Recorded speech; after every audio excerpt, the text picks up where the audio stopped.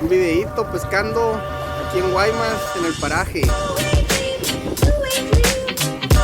Con el compa Kevin. El compa Piolo.